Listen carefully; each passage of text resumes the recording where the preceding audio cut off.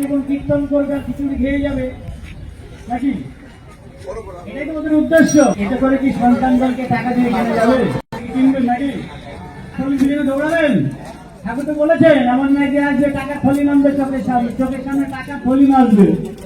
যার টাকা দরকার চান কিনবেন না কিনবেন না, তাতে আমাদের সুবিধা হবে, মুখ তুলে চেনা সুবিধা হবে, ঠিক না বলে? মুখ চেনা সুবিধা হবে তো নাকি? যাদের টাকা দরকার তারা যাক। আমাদের পঞ্চ পাণ্ডবের দরকার, আমাদের ঠাকুরের দরকার, আমাদের নেতাজির দরকার, আমাদের পরিবর্তন দরকার, এটা বল। আমি বড় বক্তব্য দেব না, একদম সহজ সরল প্রাণ খোলা কথা বলবো আজকে। যেহেতু আমার ভাই বোনরা এসেছেন, এলাকার অনেক বৃদ্ধজন আছেন, জ্ঞানীজন আছেন, আমার আলোচনা শুনছেন, আমার কথাগুলো একটু ভাববার চেষ্টা করবেন। সুব্রত মুখার্জি তিনি বিদেশে গিয়ে মিটিং করলেন, গলায় নাকি হাড় ফুটে গেছে, মাছের একটা কাঁটা ফুটে গেছে। মাছের কাঁটা ফুটে মানুষের মৃত্যু হয় এমন কোন রেকর্ড আছে? একটা চামচের গোড়া দিয়ে ফেলে দিলে যেখানে হাড় বেরিয়ে যায়, মাছের কাঁটা বেরিয়ে যায়, এমনি নষ্ট হয়ে যায়। 2-3 দিন পরে মানুষকে বোকা বানিয়ে দেওয়া হলো।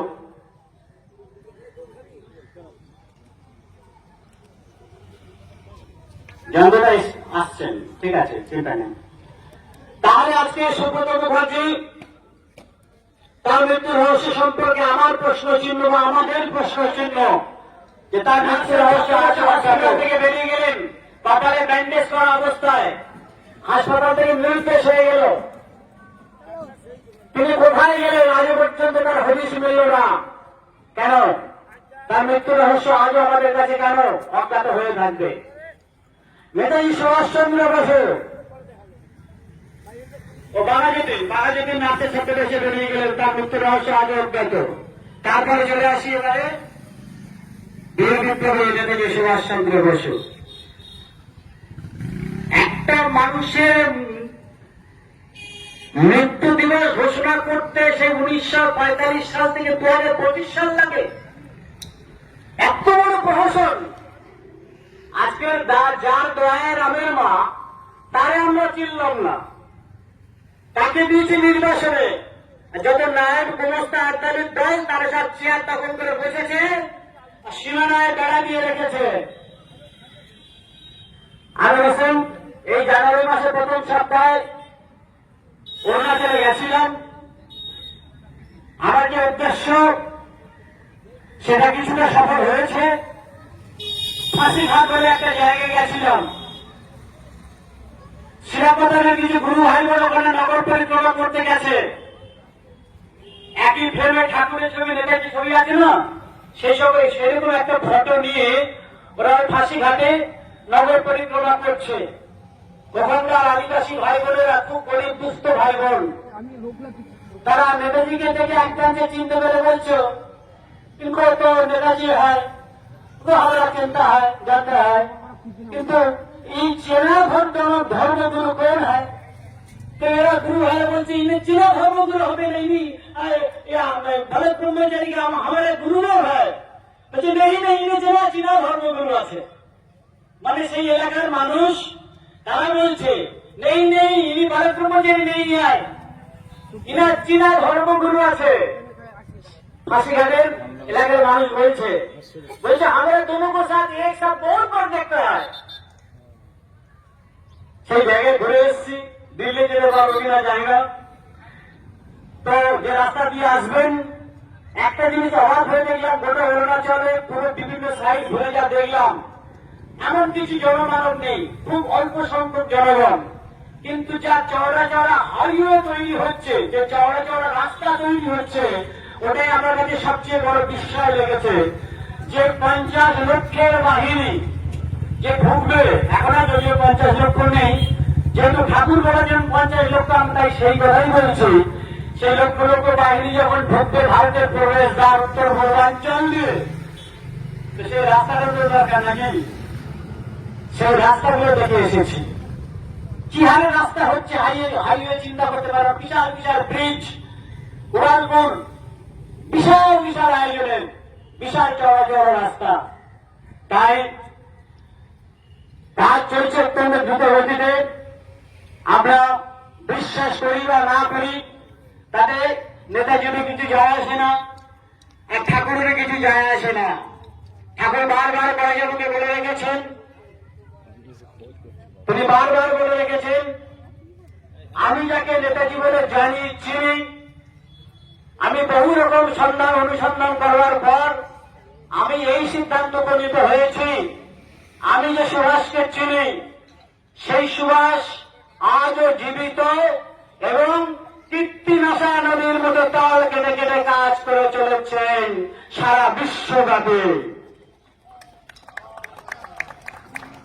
তাই ঠাকুর ভারত ব্রহ্মচারী মহারাজের ভবিষ্যৎবাণী অভ্রান্ত সত্য, যার মুখের বক্তব্য বেদবাক্য, যিনি ফালতু কথা বলেন না।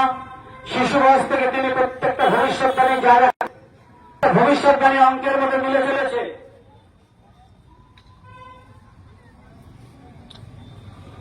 বছর বয়স ঠাকুরের সঙ্গে ডিজেন্দার রবি ঘোষ আছে, ঘোড়ার গাড়ি করে যাচ্ছেন ঢাকা সদরের উপর থেকে।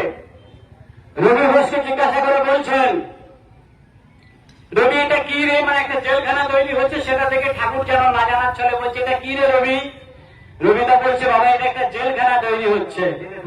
ঠাকুর বললেন, আমাদের তার সন্তানদের বলে রেখেছেন যে আমাদেরও এইরকম গারদে ঢুকতে হবে। রবিটা জিজ্ঞেস করছে, কেন কেন গোসাই কেন? না নেতাজির কারণে। আছে না পরম বিশ্ব বালক ঠাকুরে? আছে, হ্যাঁ কিনা বলুন? আমি আমার কথা বলছি। তাদের ঠাকুর করে রেখেছেন 11 বছর বয়সে ভবিষ্যৎবাণী করে রেখেছেন যে নেতাজির কথা বলতে গেলে গারদে ঢুকতে হবে। এবং ঠাকুরকে অনেকবার মিথ্যা মামলায় ফাঁসানো হয়েছে। আর আমরা এখন নেতাজির কথা বলতে ভয় পাই, বাবা নেতাজি বেদের চ্যাপ্টার না, ওয়াদাই বলা যাবে না। তাহলে আপনারা কেন বিরোধ করতেন? হাজার হাজার মিটিংয়ে, শয়ে শয়ে মিটিংয়ে, প্রত্যেকটা মিটিং হাত তুলে পরম পিতার কাছে শপথ করেছেন যে তোমরা দীক্ষা নিয়ে যে দক্ষিণা দাওনি, দক্ষিণা তোমাদের দিতে হবে রক্ত দক্ষিণা। ধরো পারবে গেলে আমরা হাজার হাজার ভাই বোন, লক্ষ লক্ষ ভাই বোন ঠাকুরের কাছে পরম পিতার কাছে প্রতিশ্রুতিবদ্ধ, প্রত্যেকেই শপথ করে রেখেছি। আজও ঠাকুরের অডিও ভাষণগুলো শুনলে আমরা প্রত্যেকেই তার রেকর্ড রয়েছে, প্রত্যেকেই আমরা শপথ করে রেখেছি যে আমি ডাক দিলে তোমরা আসবে। তো আমরা প্রত্যেকেই বলেছি হ্যাঁ বাবা, বলে নেই? তার আজকে সেই সন্তানরা কেন বিপ্লবের ভয়ে পিছিয়ে যাচ্ছে? কেন জেলে ঢুকবার ভয়ে পিছিয়ে যাচ্ছে? আজ হোক কাল হোক ঘরে ঘরে তল্লাশি হবে। পুলিশ মুখে বেরোনোর ধরে বলবে, বল ভারত ব্রহ্মচারীকে, ভারত ব্রহ্মচারী আছে আছে করি কোথায়? নেতাজি নেতাজি করি নেতাজি কোথায়? নন্দ ঘোষ ঘুরে ঘুরে এই সন্তানদের উপর একটা ফাইনাল রাউন্ডের পরীক্ষা আসতে চলেছে। তার জন্য কি আমরা বলি বলুন নাকি রাম? তাহলে সেই মানসিকতা নিয়ে তৈরি থাকুন। যে টাকা ফোনের কাছে বিক্রি হলো, তার সেই টাকা বিক্রি হলো, ওটা আমাদের চ্যাপ্টার না, ওটা ঠাকুর বুঝে নেবেন। আমরা যে কটা ভাই বোন এখনো আছি, আমরা যারা মনের প্রাণে এখনো বিশ্বাস করি যে ঠাকুর আছেন আসবেন, নেতাজি আছেন আসবেন, আমরা যে কটা এখনো আছি আমরা যেন রং ছুট না হই। এলাকা এলাকা পিঁপড়ের মতো দলা পাকি থাকুন। বিভিন্ন শাখায় শাখায় জেলায় জেলায় যে সমস্ত ভাই বোনগুলো আছেন, ভিতরে অন্তর্দ্বন্দ্ব যদি কিছু থেকে থাকে সেটা নিজেরা আলোচনার মাধ্যমে মিটিয়ে নেবেন। কারণ বান আসছে, ভয়ঙ্কর দিন আসছে, আপনারা কল্পনা করতে পারবেন না। প্রত্যেকটা দিন খবরের কাগজ খুললে, রেডিও টেলিভিশন খুললে সারা বিশ্ব পরিস্থিতি যেভাবে আমরা দেখতে পাচ্ছি, সারা পৃথিবীর মধ্যে আগুন জ্বলে উঠেছে। পরম বিশ্ব বালক ঠাকুরের বলা মাঝে মাঝে আমার চোখের সামনে ঝিলিক করে উঠছে গৃহযুদ্ধের আভাস। এই গৃহযুদ্ধে একটি বিশ্বযুদ্ধে পরিণত হবে। আজকাল সেই গৃহযুদ্ধ বাঁধেনি, ঠিক কিনা? গৃহযুদ্ধ শুরু হয়েছে। আগে বাংলাটাকে বোঝানো হবে, তাদেরকে সারা ভারত থা হয়ে যাবে। তারপর বাংলা যখন ভারতটাকে বোঝানো হবে, তাদেরকে সারা বিশ্ব থা হয়ে যাবে। আজকে সেই বাংলা বোঝানোর কাজ শুরু হয়ে গেছে। এই সমস্যা সমাধান এই নেতারা করতে পারবে না। আমি প্রত্যেকটা নেতাকে সম্মান থেকে তাকে সম্মান রেখেই কথাটা বলছি। কারণ এখানকার এই বস্তা পচা রাজনীতি আর ভিক্ষা সর্বস্ব ধর্মনীতি দিয়ে ধর্মের নাম করে যারা মানুষের মধ্যে ভাগাভাগি তৈরি করে রক্তের হোলি খেলা খেলছে, রাজনীতির নামাবলী গায়ে দিয়ে যারা দেশ সেবার নাম করে যারা ভাই ভাই রক্তের হোলি খেলা খেলছে, এরা কেউই আমাদের শান্তি দিতে পারেনি আর পারবেও না। একথা আমাদের প্রত্যেকটি জনগণ আমরা মনে প্রাণে গেঁথে নিয়েছি, বুঝে নিয়েছি যে তোমরা ব্যর্থ হয়েছ, তোমরা পারবে না শান্তি প্রতিষ্ঠা করতে। প্রকৃত শান্তি যদি প্রতিষ্ঠা করতে হয় পরমপিতার সন্তানদের মুখপত্র করা যাবে, সেই গড়ে যাবকে ঢাকা করে রেখেছেন। পৃথিবীর ইতিহাসে কেউ কাজ শেষ করে যেতে পারিনি, আমি শেষ কাজটি শেষ করে দিয়ে যেতে চাই। আছে গড়ে যাবো কি আছে? আছে তো? আমি শেষ পৃথিবীর ইতিহাসে কেউ কাজ শেষ করে যেতে পারিনি, আমি শেষ কাজটি শেষ করে দিয়ে যেতে চাই। আমি প্রথম প্রশ্রয় নিয়েছিলাম পদ্মার পারে, শেষ নিঃশ্বাস আমি সেখানে ফেলতে চাই, এটা আমার অন্তরের কথা। তাহলে ঠাকুর বালক ব্রহ্মচারী মহারাজ এবং নেতাজি সুভাষচন্দ্র বসু এই যুগে কৃষ্ণ অর্জুনের ভূমিকায় আমি কয়েকটা ঠাকুরের কড়াচারুক এবং অন্যান্য কয়েকটা ঠাকুরের মুখনিষ্ঠিত বাণী থেকে আপনাদের শোনাচ্ছি। তাহলে আপনারা বুঝতে পারবেন যে পরমপিতা প্রত্যেকটা ভবিষ্যৎবাণী আর অভ্রান্ত সত্য হতে মিলতে চলেছে, অভ্রান্ত সত্য হিসাবে মিলতে চলেছে। ঠাকুর বলছেন নেতাজি আছেন তা আমি বিশ্বাস করে, তার জন্য আমাকে বাড়ি বাড়ি যে ভাজতে নিয়ে যাওয়া হয়েছে, কিন্তু নেতাজি আসবেন, নেতাজি তার কাজ তিনি কমপ্লিট করবেন, তিনি একটা বিশেষ নির্দেশের অপেক্ষায় রয়েছেন। 17 দিন 68 পাঁচটিদের ভাষণে বলছেন সেটা কিভাবে হবে, শীঘ্রই যুদ্ধের মাধ্যমে হবে। প্রতিবেশী দেশের সংগঠনে রেখে দিলাম, নর্মান্ডিক কথা করার জন্য করে নেবেন। প্রতিবেশী দেশ থেকে ঝগড়া শুরু হবে, তারপর এটাই ছড়াতে ছড়াতে বৃহৎ আকার নেবে। এটা কিন্তু ঠাকুরের পরাজয় থেকে বলছি আমি, আপনারাও বলে থাকবেন অনেকে। তারপর এটাই ছড়াতে ছড়াতে তখন অনুপায় হয়ে ভারত ওদের কবলে পড়বে, মানে প্রতিবেশী শক্তি বকলে মার্কিন সাম্রাজ্যবাদী শক্তিদের হাতে পড়বে। 24 ঘন্টার জন্য হলেও দিল্লিতে বিদেশি পতাকা উঠবে, পরমপিতার ভবিষ্যৎবাণী আছে না শুনেছেন? 24 ঘন্টার জন্য হলেও দিল্লি দখল করে নেবে। আজকে যে হুমকি ধুমকি দিচ্ছে খুব একটা ফালতু না, ওদের কাছে অনেক অস্ত্র যোগান এসেছে, হাজার হাজার অস্ত্র।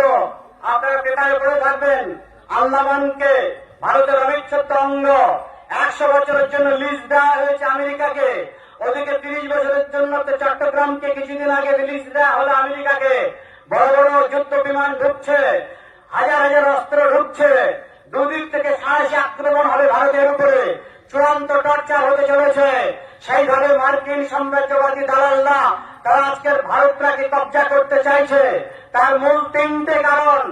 1 নম্বর, ঠাকুর বালক ব্রহ্মচারী মহারাজ বলে রেখেছেন, তিনি বলে রেখেছেন ঠাকুর যখন বারবার দ্বিতীয় বিশ্বযুদ্ধ চলছে, ঠাকুর বসেছিলেন দীক্ষা দিতে দিতে উঠে দাঁড়িয়ে বলছেন, কাঁপতে কাঁপতে বলছেন, ওই আমেরিকার বড় অহংকার দ্বন্দ্ব হয়েছে, ওকে আমি আইছে হাতে ভিক্ষা করাবো। তখন এক ভক্ত বলছেন, বাবা আমেরিকার হাতে এত প্লেন আছে, গোটা পৃথিবী ছেড়ে ফেলতে পারে, ওদের হাতে এত অস্ত্র আছে, গোটা পৃথিবীকে ধ্বংস করে দিতে পারে। এক একটা দেশ দিবে, সুইচ টিপে এক একটা দেশ ধ্বংস হয়ে যাবে। সেই পার্টিতে দাঁড়িয়ে তুমি বিপ্লব বিপ্লব করছো। ঠাকুর বললেন, ওদের সুইচটা টেপার আগে আমি যদি একটু সুইচটা টিপে দিই, মাত্র 30 সেকেন্ড একটু নাড়িয়ে দেব, সমস্ত অস্ত্রবল জনবল নিয়ে জলের তলায় তলিয়ে যেতে হবে। ঠাকুরের এই বক্তব্য আপনারা যখন বিভিন্ন এলাকায় বলেছেন, এই খবর কি আমেরিকার কানে পৌঁছায়নি? যেহেতু সন্তান দলের মধ্যে মার্কিন দালাল ঢুকে রয়েছে, খবর অনেক আগেই সমস্ত রেকর্ড চলে গেছে, তাই ওরা এখন বাঁচার জন্য মরিয়া, এটাই ফ্যাক্ট। আজকে এই অদম কালকে থাকবে কিনা কোনো গ্যারান্টি নেই, কিন্তু আমার এই বিশ্লেষণ মনে হচ্ছে ভুল হবে না। আমি আমার ব্যক্তিগত ধারণা থেকে বলছি, আমেরিকা জেনে গেছে যে আমাদের দেশটাই থাকবে না, অতএব যাওয়ার আগে তাহলে আমাদের ভারতের দিকে চলে আসতে হবে। তাই খ্রিস্টান দেশ মায়ানমার এবং চট্টগ্রামটাকে হাতের মুঠে নিয়ে নেওয়া হবে এবং সেন্ট মার্টিন দ্বীপ যেটা দখল করে নিয়েছে শেখ হাসিনার মূল পতনের কারণ এটাই যে তুমি যতদিন পারো ক্ষমতা থাকো আমাদের দুঃখ নাই, তুমি শুধু সেন্ট মার্টিন দ্বীপটা দিয়ে দাও। মুজিবরকেও একই প্রস্তাব দেওয়া হয়েছিল, উনি রাজি হয়নি, তার মেয়েও রাজি হয়নি। তার পরিণাম ফল আজকের মায়ানমার, চট্টগ্রাম এবং সেন্ট মার্টিন দ্বীপ তিনটে দেশ, তিনটে এলাকা মিলে একটা খ্রিস্টান দেশ বানাতে চাইছে, যেখানে আমেরিকার জনগণ খুব একটা নেই, খুব বেশি মানুষজন নাই। আমাদের ভারতে যত জনসংখ্যা তার তত অত না, খুব সামান্য, খুব অল্প, মানে কয়েক কোটি, 8-10 কোটি, এটা একটু কম বেশি হবে। তো এই এত বড় যে জনগণ, এত বিশাল যে জনগণ, এই এত যে কোটি কোটি জনগণ, 10-12 কোটি যাই হোক, কম বেশি যাই হোক, ওদেরকে তুলে নিয়ে চলে আসতে চাইছে এইখানে নতুন একটা দেশ। এটা গেল 1 নম্বর কারণ। 2 নম্বর কারণ থেকে অনেক বেশি ক্ষমতাশালী হয়ে গেছে। আমেরিকা খুব ভালো করে জেনে গেছে রাশিয়া এবং ভারত এখন আমেরিকা থেকে রাশিয়ার সঙ্গে বেশি বন্ধুত্ব করে ফেলেছে। কিছুদিন আগে হলো না রাশিয়া চীন ভারতের মধ্যে শান্তি মৈত্রী বাণিজ্যিক চুক্তি, অসামরিক চুক্তি হলো তো। আজ এই তিনটে দেশ কেউ কোনো কারণে কোনো দেশকে আক্রমণ করবেন, আপনারা বিবাদে করে থাকবেন, এবং অন্য কোন দেশকে আক্রমণ করতে গেলে যৌথভাবে আক্রমণ করা হবে। এই যে আক্রমণ, এই আক্রমণের মূল কারণ এটাই, জল আছে বোতলে, জল ঝুঁকিয়ে দিলে হবে।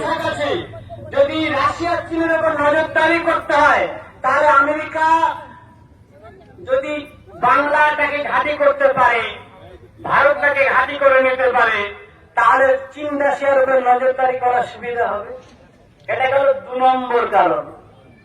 তাই পাকিস্তানকে খেলানো হচ্ছে, তাই বাংলাকে খেলানো হচ্ছে।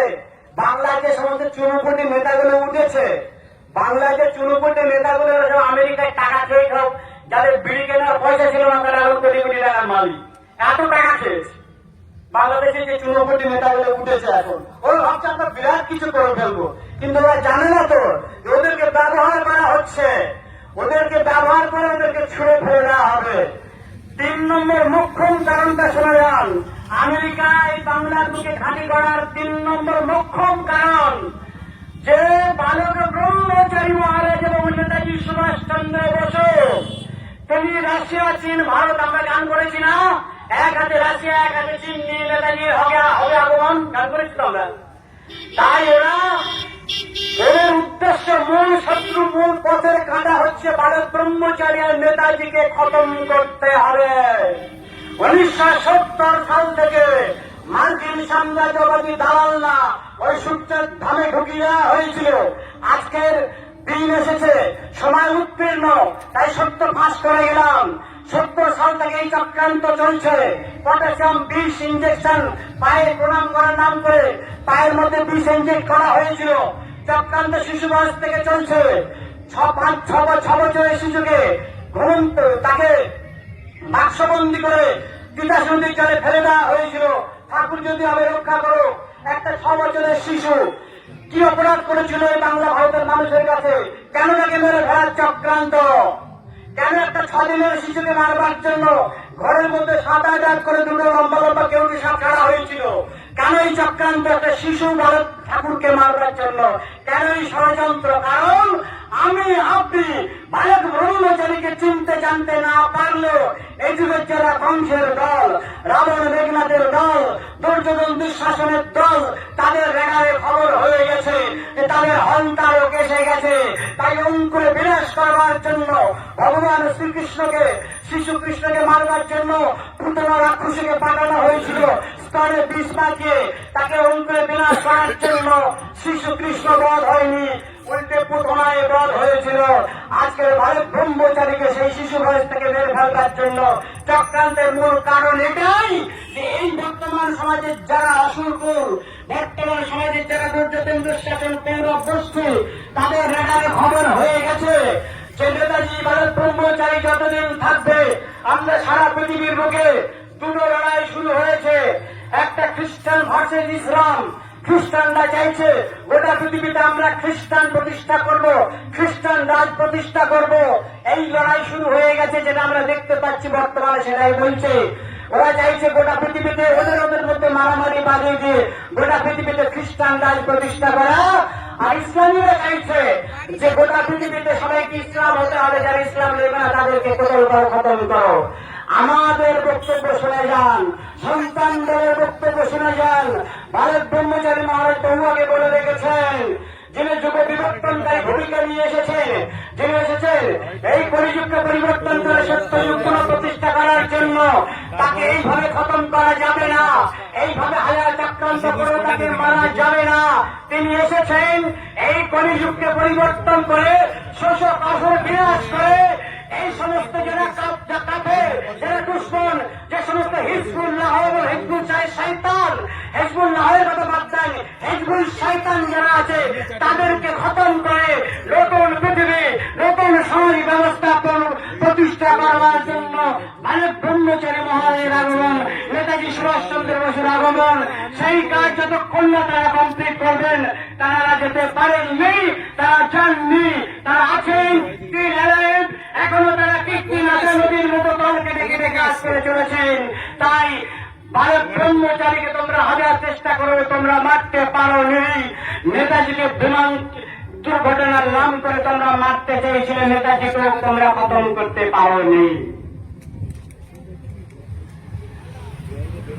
তাই পরিষ্কার কথা শুনে রাখুন, যারা এই স্বপ্নগুলো দেখছেন, খ্রিস্টান রাজ প্রতিষ্ঠা করবেন, ইসলাম রাজ প্রতিষ্ঠা করবেন,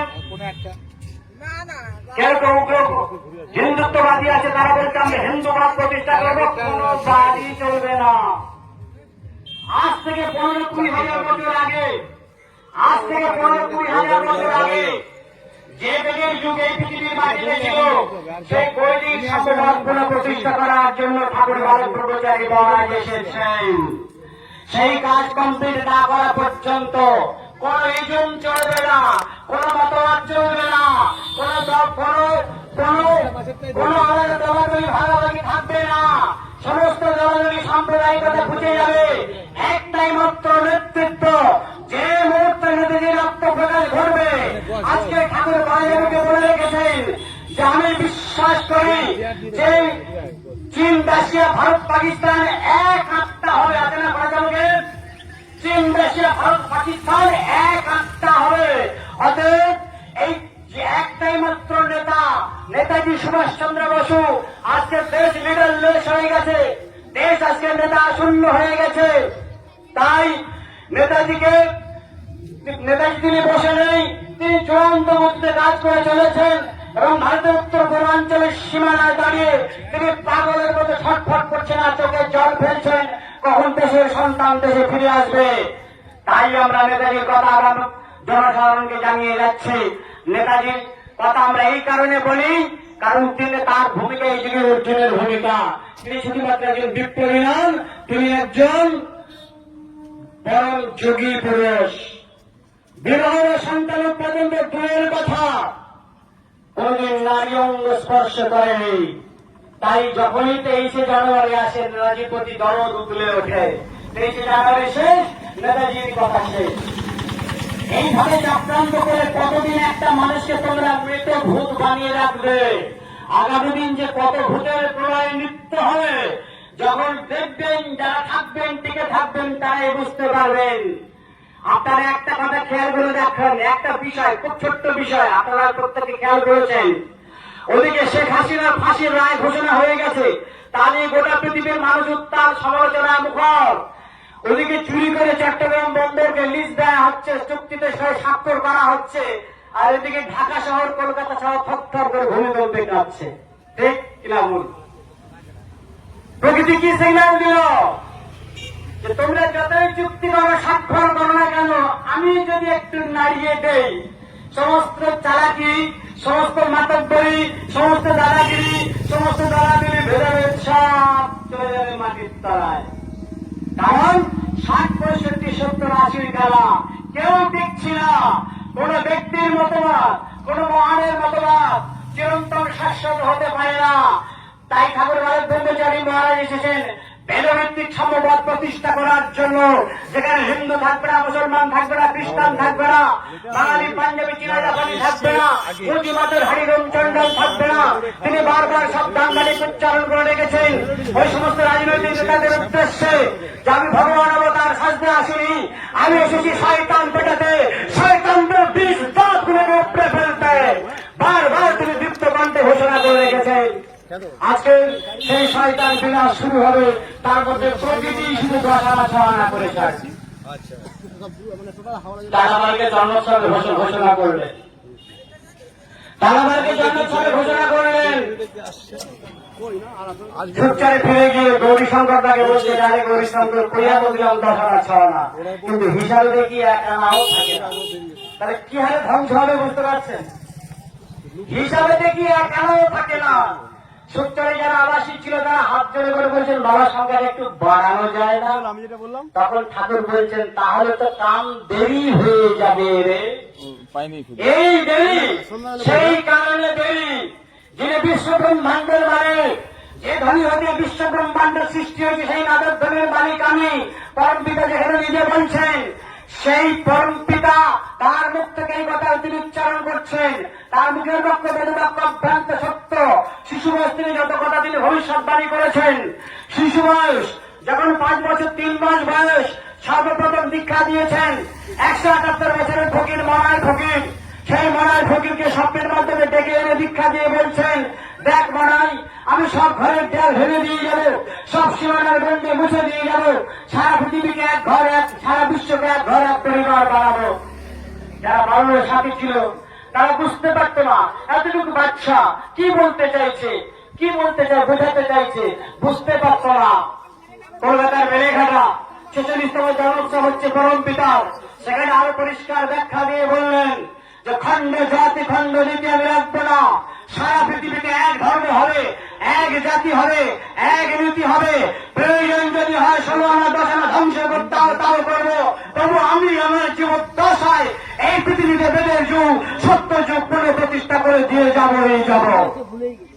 তিনি বারবার বিভিন্ন ভাষণে তিনি ঘোষণা করে রেখেছেন, সন্তানদের সৃষ্টি হয়েছে 1966 সালে, তার 15 বছর আগে 1951 সালে পুরীর ভবাবাগের আশ্রমে 15 বছর আগে ভবিষ্যৎবাণী করে রাখছেন, এমন একদিন আসবে তোমাদের এবং আমার মাঝে একটা ঘন কুয়াশার সৃষ্টি হবে।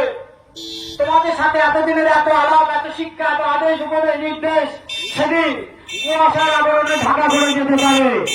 যদি শুধুমাত্র জ্ঞান সূর্যকে প্রজ্বলিত রাখতে পারো, তাহলে সকল কুয়াশা কেটে যাবে, সকল দ্বন্দ্ব সন্দেহ দূর হবে। কতটা আগাম বলে রেখেছেন। ঠাকুরকে ভক্তরা বলছেন, বাবা তুমি বারবার বলছো যে তুমি বিপ্লব করবে, বিপ্লব করবে, তোমার ঢাললেই তলোয়ার নেই মিডিয়াম সরকার, তুমি কি বিপ্লব করবে?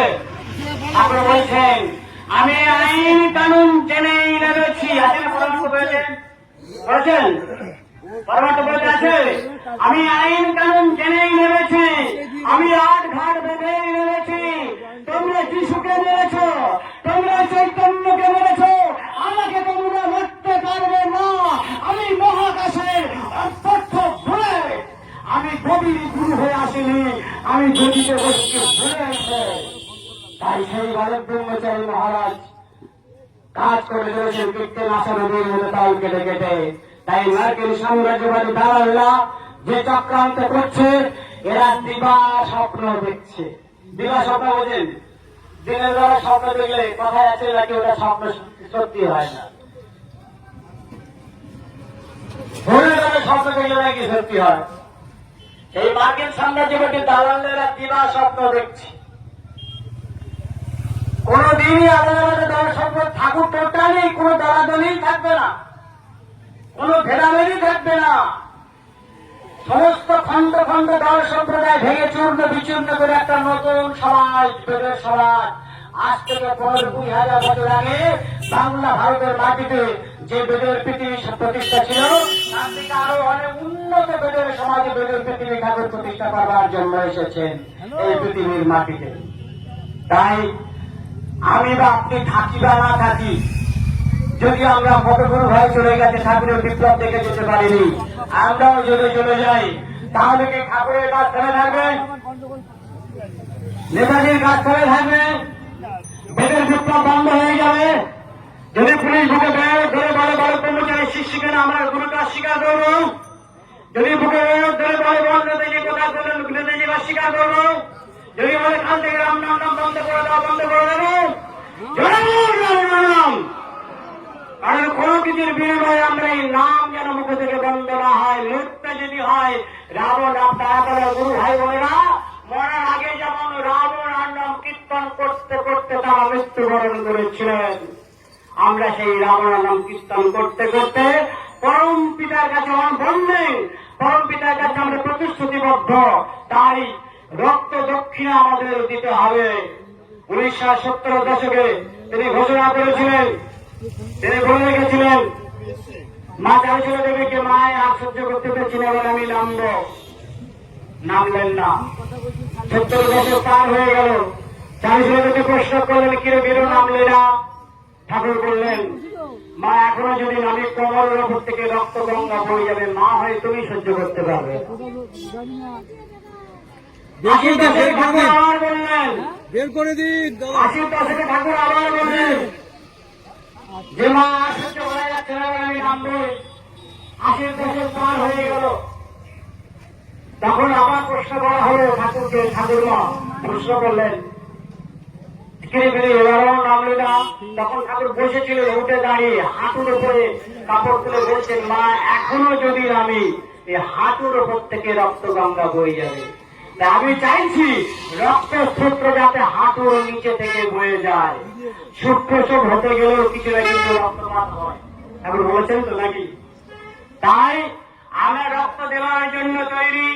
আমরা পরম পিতার কাছে দীক্ষা নিয়েছি, রক্ত দক্ষিণা দেওয়ার জন্য আমরা তৈরি। কারণ আমরা পরম পিতার কাছে প্রতিশ্রুতিবদ্ধ। তিনি যে প্রতিশ্রুতি করে নিয়েছেন সেই প্রতিশ্রুতি তিনি রক্ষা করবেই, এটা অবধারিত সত্য। কিন্তু কে যে থাকবে আর কে যাবে হিসাব কে রাখবে আগামী সে দিনগুলি চোখে ভাসছে। কিন্তু পরম পিতার মুখের বাক্য নড়চড় হবে না। তবে দুর্বার 12 বছর সমান একদিন হয়, আর আমার এক মুহূর্ত সমান 17 বছর। তাহলে বলছেন এক মুহূর্ত কাকে বলে জানেন? 1 সেকেন্ডকে ছাড় দিয়ে ভাগ করে তার এক একটা ভাগকে বলা এক মুহূর্ত। ক্যালকুলেটার হিসাব মেলাতে গেলে পারবেন না। ঠাকুর বলেছেন আমার এক হাতে দেশ নাই আর এক হাতে কাঠি, তুমি সংযোগের অপেক্ষা। যে কোনো ভাইয়ের অতি বিপ্লবী দল ঠাকুরের কাছে গেছিল, তারা ভাবো তাহলে ঠাকুর কোরআন 2-1 দিনের মধ্যেই বিপ্লব শুরু করে দেবে। সেই দেশলাই আর কাঠি এখনো সংযোগ হচ্ছে না। একদম নকশাল পিরিয়ডের কর্মী দামি দামি পিস্তল বোমা পিস্তল নিয়ে গেছে ঠাকুরের কাছে। সকলের বাজারে 1,20,000 টাকা দাম। ঠাকুরের কাছে গিয়ে বলছে, তুমি বিপ্লব করো আমার সাথে, তুমি কবে বিপ্লবে ডাকবে?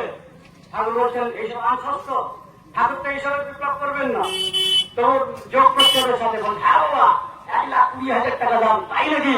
নেয় তো কি সব আমার পাশে যাওয়া। সব পকেট থেকে সব পিস্তল গুলো জমা রাখলেন।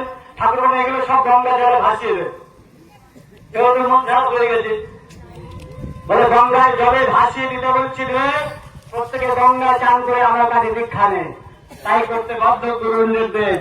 তারপর বললেন বুঝছস তোরা জানছস না, ওর থেকে অনেক বড় শক্তিশালী কানে যে বীজ বন্ধুটা তোকে ছিলাম, এটা ভালো করে জপ করতে থাক, সময় হলে আমি দেখে নেবো। বুঝছস বুঝছস আমার অপারেশন স্টার্ট রাত্রি 12টা।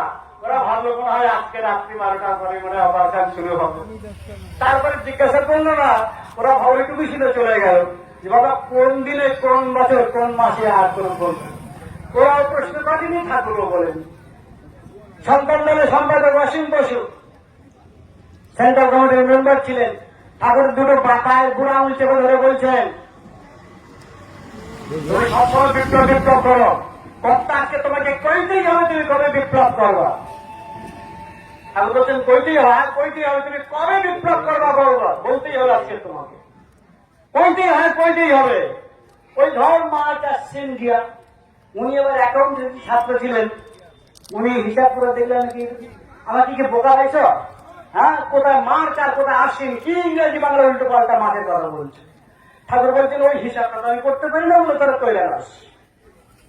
কিন্তু মুখ থেকে বেরিয়ে গেল মার্চ এবং আশ্বিন, দুটো মাসের কথা। আরেকটা ভাষণে ঠাকুর বলছিলেন, মে মাস টার্গেট রক্ত গঙ্গা বইবে, মে মাস টার্গেট রক্ত গঙ্গা বইবে। যে কথাগুলো পরম পিতার মুখ থেকে বেরিয়েছে, ঘোষণা করেছেন, আজও কালও সেগুলো মিলতে বাধ্য। লঙ্কা কাণ্ড হয়েছিল আশ্বিন মাসে, কুরুক্ষেত্র কাণ্ড হয়েছিল আশ্বিন মাসে। এবারের কুরুক্ষেত্র ঠাকুর বলেছেন আশ্বিন মাসের কথা যেমন উল্লেখ রেখেছেন, কোন আশ্বিন আমরা বলতে পারবো না।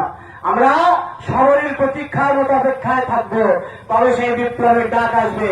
তিনি বারবার বলে রেখেছেন রাজনৈতিক নেতাদের উদ্দেশ্যে, যখন 41তম স্বাধীনতা দিবস পালন হয়, সেই ভাষণে ঠাকুর ঘোষণা করছেন, আমি স্বাধীনতার পাই হিসাব চাই। তোমাদের রাজত্বে যদি একটা মানুষ না খেয়ে মরে, তার জন্য তোমাদেরকে কৈফিয়ত দিতে হবে। এমনকি তোমাদের রাজত্বে যদি একটা পিপিলিকা, মানে পিঁপড়ে, একটা পিপিলিকা না খেয়ে মরে, তার জন্য তোমাদেরকে কৈফিয়ত দিতে হবে। রাষ্ট্র নেতারা ভাবলো, কোথায় আর কি বালক ব্রহ্মচারী, দেশটা আমাদের প্রাইভেট লিমিটেড কোম্পানি, পৈতৃক সম্পত্তি, আমরা যেভাবে দেশ চালাবো সেভাবে চলবে, বালক ব্রহ্মচারীর কাছে আমাদের স্বাধীনতার হিসাব দিতে হবে। গুরুত্ব দেয়নি, এইবার দেওয়া শুরু করে, ঠিক না? ধর্মগুরুদের উদ্দেশ্যে বলে রেখেছেন, ধর্মগুরুর উদ্দেশ্যে বারবার বলে রেখেছেন, ওই ব্যাঙের ছাতার মধ্যে গজিয়ে ওঠা মঠ মন্দির আশ্রমগুলোকে ভেঙে আমি স্কুল কলেজ হাসপাতাল বানাবো। অন্যান্য ধর্ম সংগঠনে যারা নেতা আছে, ধর্মগুরু আছে, তারা ঠাকুরকে পুজো করবে। বালক ব্রহ্মচারী যত বদনাম যত বদনাম করা হচ্ছে খবরের কাগজের মাধ্যমে, রেডিও টেলিভিশনের মাধ্যমে, তত লাখকে ছাপিয়ে কোটি, কোটির পর কোটি, 8 কোটি 10 কোটি দীক্ষা নিজে কানে দীক্ষা দিয়ে, নিজে দীক্ষা দিয়ে 8-10 কোটি শিষ্যের গুরু। পৃথিবীর ইতিহাসে রেকর্ড, পৃথিবীর ইতিহাসে রেকর্ড, 8-10 কোটি শিষ্যের গুরু। এত বদনাম কত ভক্ত সংখ্যা আটকানো যাচ্ছে না। তাই এই দুনিয়ার বুক থেকে বালক ব্রহ্মচারীকে সরানোর জন্য নির্বিকল্প সমাধি চলাকালীন 1993 সালে আমাদের বাংলার দুটো বিশিষ্ট ধর্মীয় সম্প্রদায়, তারাও কিন্তু এই ষড়যন্ত্রের সঙ্গে যুক্ত ছিল। নামগুলো আর করলাম না, কারণ আগামী ইতিহাস তার সাক্ষী দেবে। কোন চক্রান্ত টিকবে না। তার মুখের বাক্য বেদবাক্য, শিশু বয়স থেকে তিনি বারবার বলে রেখেছেন, যিনি বারবার বলে রেখেছেন, আমাকে কেন ভগবান বললে আমার রাগ হয়, আমি তোমাদের ঘরের একজন, তোমার ঘরে যদি 5টা রেশন কার্ড থাকে, আমার একটা রেশন কার্ড রেখে দিও। তোমরা আমার পেটের বাচ্চা, পেটের কাপড় ছড়িয়ে দেখাতেন, মায়েদের বাচ্চা বসে বলে যেমন চামড়াগুলো কুচকি কুচকি দাগ পড়ে যায়, এরকম ভাবে ঠাকুর পেট দেখিয়ে বলছে, তো আমার পেটের বাচ্চা। তাহলে তার পেটের বাচ্চা, আমি তোমাদের দীক্ষা দিয়েছি, তোমাদের অর্থ ধন দৌলত কিচ্ছু দিতে পারিনি, শুধু একটা অধিকার তোমাদের দিয়েছি, আমার সন্তান হওয়ার সুযোগ। এর থেকে আর বড় পাওনা কিছু আছে? বিশ্ব ব্রহ্মাণ্ডের মালিকের সন্তান হওয়ার সুযোগ আপনারা পেয়েছেন, এর থেকে বড় পাওনা কিছু আছে? তোমরা যখন আমার সঙ্গে যাবে, অনেক বড় বড় হয়ে যাবে, দেব দেবতারা তোমাদের দিকে ফেল ফেল করে তাকিয়ে থাকবে। ঠাকুরের বলা বেদবাণী বলে পড়েছেন।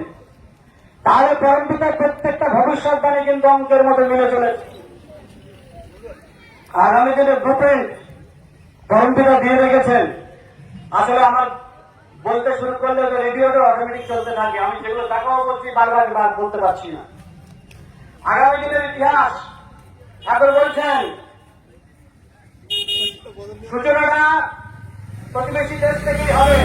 হতে এমন একটা অবস্থা দাঁড়াবে যে রাশিয়া এগিয়ে আসবে, রাশিয়া এগিয়ে আসলেই চায়না একত্র হয়ে যাবে, যুদ্ধের মাধ্যমেই হবে। তখন সংগঠনের বাদিনীও সেই রূপ হবে, তখন নিজেদের মধ্যে দলাদলি আর থাকবে না। তাই কি হবে? রাশিয়া, চীন, ভারত মিলে এশিয়ান ব্লক হবে। তারপরেই ঠাকুর বলছেন, এটা 1768 সালের পার্সিদের ভাষণ। তারপরে বলছেন, তখন সংগঠনের বাদিনীও সেই রূপ হবে, তখন নিজেদের মধ্যে আর দলাদলি থাকবে না, তখন নিজেদের মধ্যে আর দলাদলি থাকবে না। সন্তান দল সার্ভিস দিয়ে যাবে। তাহলে আগামী দিন আপনাদের দায়িত্ব আছে, হ্যাঁ কিনা বলুন তো?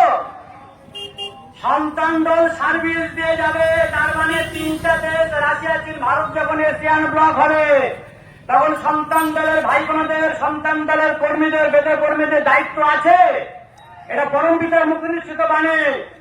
3টা শক্তি একত্রিত হলে আর কেউ না হোক সন্তান দল খুশি হবে। তারপরে বলছেন নূতন সংগঠন হবে এই সন্তান দলের ন্যায়। করা যাবে কি আছে? আমরা যারা টিকবো তো টিকবো, আর যারা টাকা খরিদ দিয়ে দৌড়াবে, লোভ স্টেশন আছে, ময় স্টেশন আছে, কামের স্টেশন আছে, যশের স্টেশন আছে, কে কোন গাড্ডা করবে সেটা তার ব্যাপার, ওগুলো ঠাকুর জানেন আর আপনি জানেন, আমি জানি। হ্যাঁ, কিন্তু যারা টিকে থাকবে, ঠাকুর বলে রেখেছেন ভিতরে ভিতরে হাল ধরার কাজ শুরু হয়ে গেছে অনেকদিন আগে থেকে। এই জনসমুদ্রের ভিতরে একটা কঠিন চর যাচ্ছে। আপনারা পাঠাবো, এই জনসমুদ্রের মধ্যে একটা কঠিন চর যাচ্ছে। এমন একদিন আসবে যাদের দাপটে সব ঠান্ডা হয়ে যাবে। সুতরাং আজকের সন্তানদের সংগঠনকে যে মার্কিন সাম্রাজ্যবাদী দালালরা হাজার হাজার টাকা দিয়ে, হাজার হাজার টাকা ছড়িয়ে সন্তানদের সংগঠনটাকে ধ্বংস করতে চাইছে, কীর্তনীয় দল বানাতে চাইছে, ওদের এই টাকা খরচ করাটা ইশার হবে। তার কারণ সন্তান দলকে টাকা দিয়ে কেনা যাবে না, নস্যাৎ করা যাবে না। সুতরাং ঠাকুর বলে রেখেছেন আজ যে চায়না সাংগীতিক গন্ডগোলটা দেখছে, ঝগড়া সেটাও থাকবে না। তাই টাকা পয়সা নেতাজি তো আছেই, নেতাজি তো আছেই, নেতাজি সেই গর্তেই আছে। এটা 21/1/68 ভাষণ, আসনমালা বইটা পড়ে দেখবেন। নেতাজির ঠিকানা ঠাকুর বলছেন নাগাল্যান্ডের ফিজোর কথা বলতে বলতে বইটা নিয়ে পড়ে দেখবেন। সেখানে বলছেন আপনারা যারা বলেন নেতাজির কথা ঠাকুর বলেনি, গ্যারেন্টি দেয়নি, ধারণার কথা বলেছেন, আরে বাবা ওটা আইন বাঁচানোর জন্য, আইনকে বাঁচানোর জন্য আইন হাত কেউ নিতে চায় না। তাই আমি নেতাজির দীর্ঘায়ু কামনা করি, তিনি সুস্থ শরীরে দেশের হাল ধরুন, সবকিছু বলছেন, তারপরে লাস্টে একটু যোগ দিয়ে দিলেন কি এটা আমার ব্যক্তিগত ধারণা। তার কারণ এই কথাটা না বললে আইনের ফাঁক রাখতেই হবে। আমরা যে ধারণাটাকে বেশি গুরুত্ব দিলাম, বাস্তবটাকে গুরুত্ব দিলাম না। আসনমালা বলে সেখানে পরিষ্কার বলছেন নেতাজি তো সেই গর্তেই আছে, সেই জায়গাতেই আছে। ঠাকুর কি বলছেন? ঠাকুরের কথা বলছেন, ঠাকুর বারবার বলছেন যাদের উপর দেশ শাসনের ভার দেওয়া হয়েছে তারা যারা সব দিক বিবেচনায় স্বাধীনতার ছাড়া করার থেকে বলছি, যাদের উপর দেশ শাসনের ভার দেওয়া হয়েছে তারা যেন সব দিক বিবেচনা করে কাজ করেন, প্রতিটি পদক্ষেপ যেন তারা এদিক ওদিক দেখে চিন্তা করে ফেলেন। কেউ যদি স্বার্থের আশ্রয় নেয়, কেউ যদি অন্যায়ের আশ্রয় নেয়, যেটা এখন চলছে, তার জন্য জনতা কিন্তু ক্ষমা করবে না। জনতা জ্বলে উঠবে ধাউ ধাউ করে, সেই আগুনে কেউ টিকবে না। মনে থাকে যেন বিদ্যুতের মতো মাঝে মাঝে আমার চোখের সামনে ঝিলিক দিয়ে উঠছে একটা গৃহ বিবাদের আভাস। এখন থেকে সতর্কতা অবলম্বন না করলে বাংলাদেশের মতো অবস্থা দাঁড়াতে পারে। কত আগে ভাষণমালা বলে 17/3/68 সালের স্বাধীনতা খেলা করা যাবে বলে বলে রেখেছেন। আজকে বাংলাদেশের দিকে তাকিয়ে দেখুন, দুদিন পরে এবার বাংলা শুরু হয়ে গেছে, ভারতও শুরু হয়ে গেছে। ঠেকাতে পারবে না কেউ, কোনো চাতানতে পারবে না। ওইসব থেকে টিকিট কেটে বসে কে বাঁচাবে? আপনারা বাঁচাবে? আপনারা যাদের ভরসা বসে আছেন আপনারা বাঁচাবে? মঙ্গল গ্রহে টিকিট কাটা হয়ে গেছে, চাঁদে ঘর বানিয়ে ফেলেছে, হাইড্রোজেন বেলুন বানিয়ে ফেলেছে, তৃতীয় বিশ্বযুদ্ধ বাঁধতে সব পালিয়ে যাবে। আপনার আমার টাকা নিয়ে ওরা সব পালাবে। তাহলে কোটি কোটি অসহায় ভারতবাসীকে রক্ষা করবে একমাত্র নির্ধারিত নেতা, যোগ্য নেতা, নেতাজি সুভাষচন্দ্র বোস।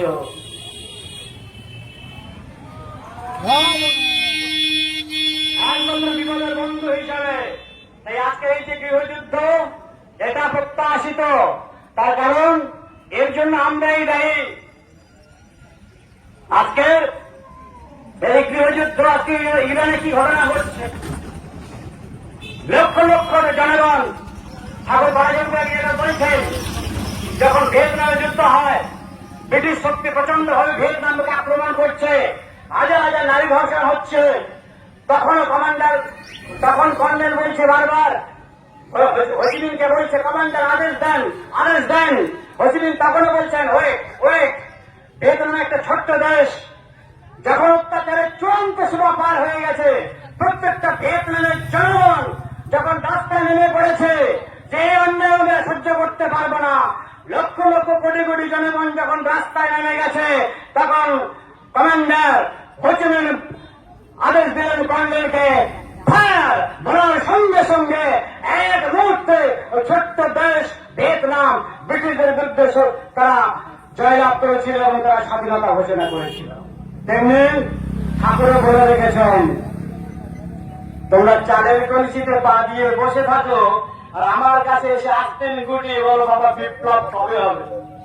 তোমাদের ঘর বাড়ি ছাড়িয়ে কিভাবে মাঠে নামাতে হয় সে আদব কায়দা আমার জানা আছে। আর বলেছেন তো নাকি,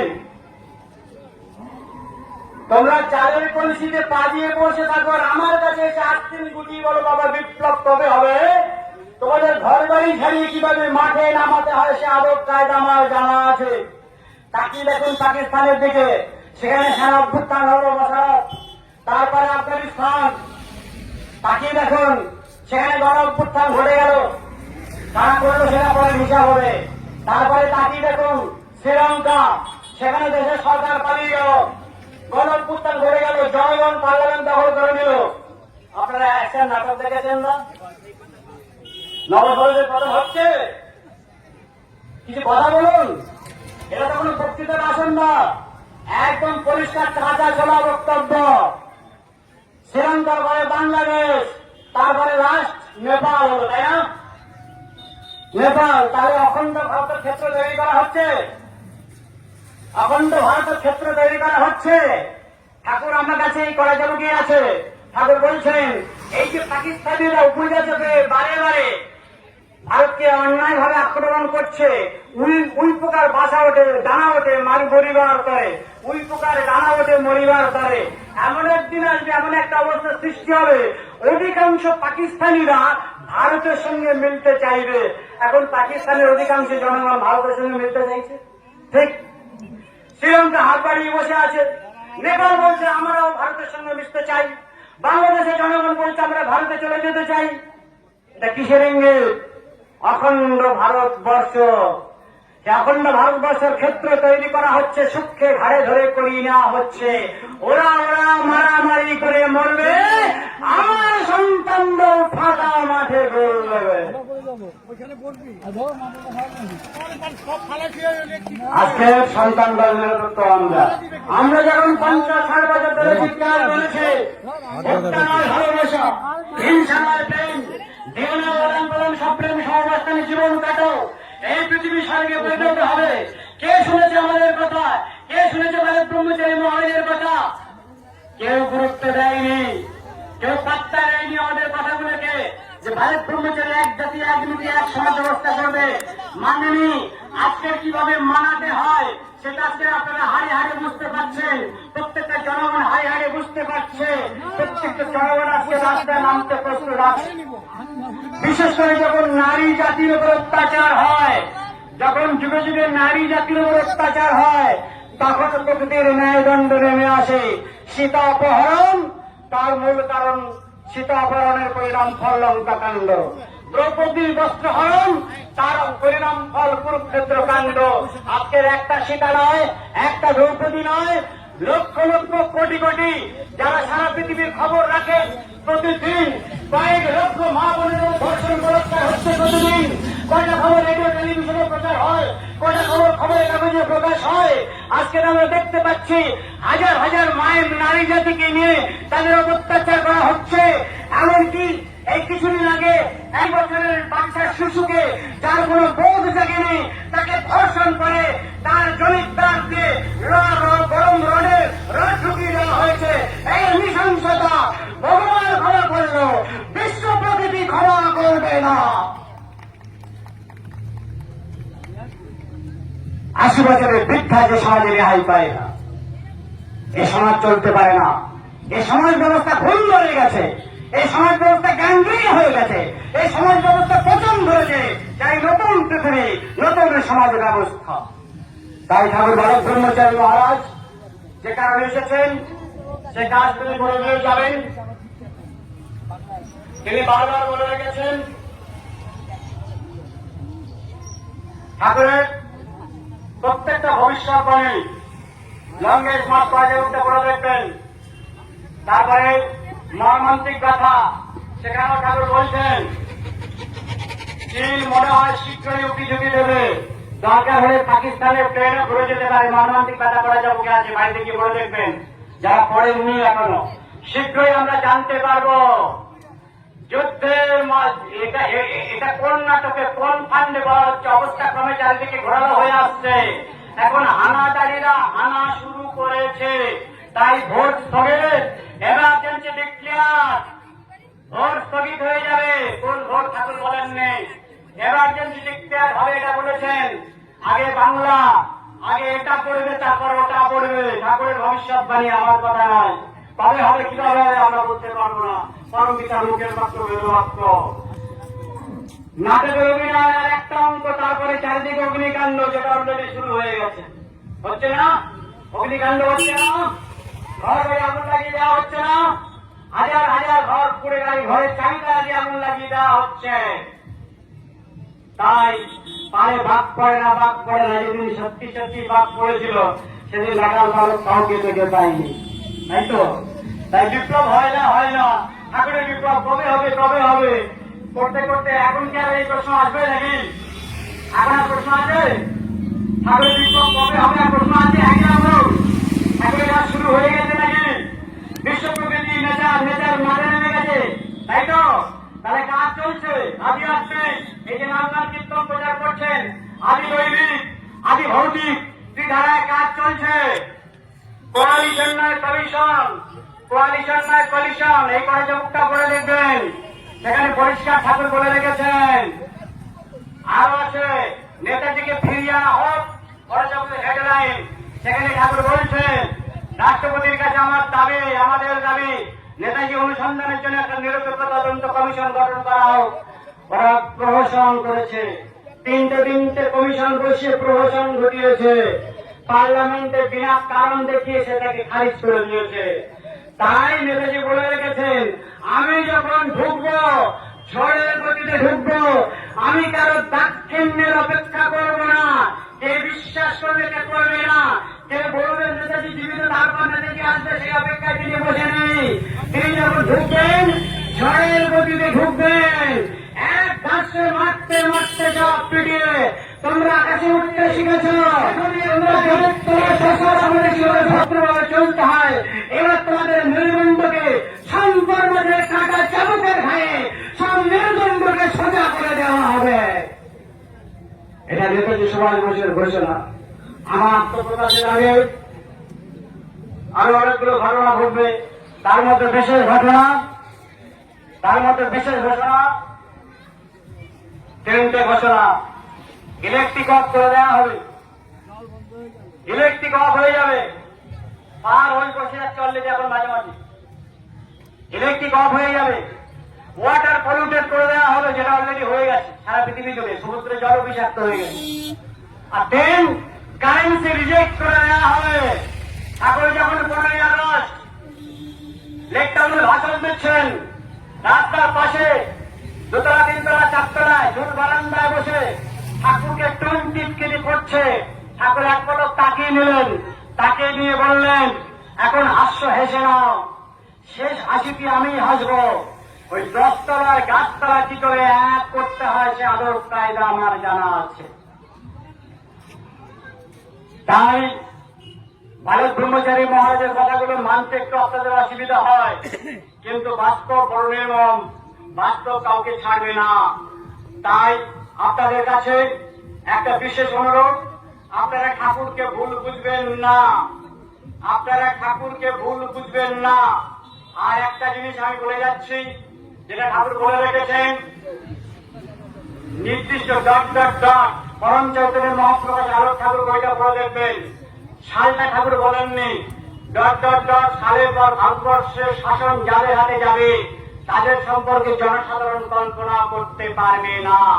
ওইসব শাসকেরা হবে ধীর ধর্মনিষ্ঠ, তারা প্রত্যেকেই হবে ধর্মনিষ্ঠ, ন্যায়নিষ্ঠ, সত্যনিষ্ঠ।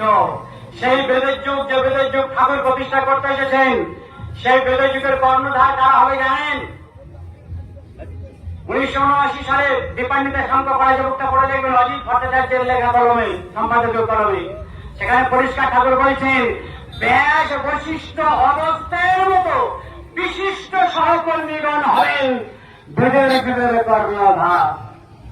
আপনারা যারা এখনো চেয়ার নিয়ে সেক্রেটারি সভাপতি পদ নিয়ে কামড়াকামড়ি করছেন, এই চেয়ার দুদিন করে থাকবে না। কারণ কাজের প্রয়োজনে সংগঠন তৈরি করা হয়েছিল, এমন একদিন আসবে বাণিজ্য জলে সব একাকার হয়ে যাবে। তাই দল কথাটাই থাকবে না, তারও কিছুদিন পরে থাকবে শুধু সন্তান, আদর্শ সন্তান। তাই এখনো সাবধান, এই সাংগঠনিক সন্তান দল ঠাকুর করছেন, আমি দিলের কারবার করি, দলের কারবার করি না। আমার সংগঠন দিলের সংগঠন, ভালোবাসার সংগঠন। সেই ভালোবাসার সংগঠনে আজকে সবচেয়ে বড় ঘাটতে, এই ভালোবাসাটা হারিয়ে যাচ্ছে। সেই ভালোবাসাটাকে আবার ফিরিয়ে এনে এক প্রাণ এক আত্মা, এক প্রাণ এক বারোটায় আমরা যেন আবার আগামী দিন তৈরি থাকি।